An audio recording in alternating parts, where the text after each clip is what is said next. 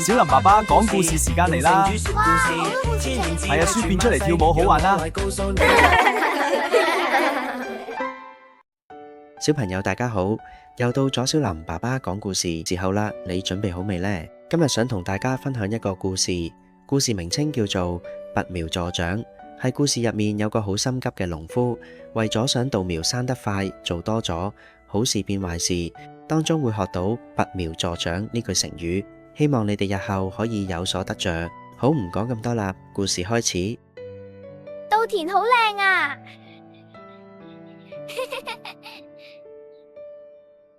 哥哥，你做咩啊？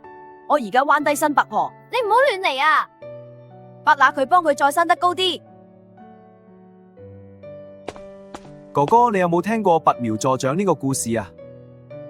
冇啊！拔苗長咩故事嚟㗎？講咩㗎？拔苗助長嘅故事係講呢：從前有一個農夫蹲喺田邊。古時有個農夫，成日為塊田煩到坐立不安。佢睇唔慣田裏面啲稻草苗生長得好慢，就好心急同焦慮。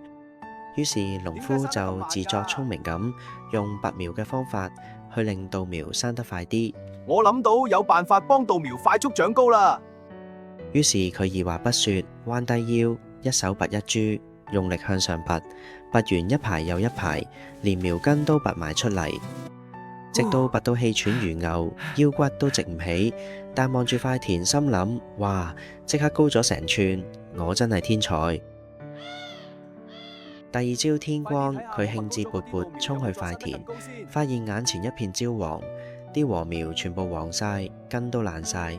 佢雙膝一軟，跪喺地度，拎起一把枯草，心情跌到谷底。之後佢抬頭望到隔離伯伯塊田，啲禾苗生得又高又壯。佢嗰時終於明白，原來萬物生長自然有佢嘅節奏，你越心急就越搞垮。故事講完啦，小朋友呀，唔知你又明唔明白故事想表達嘅意思同埋道理呢？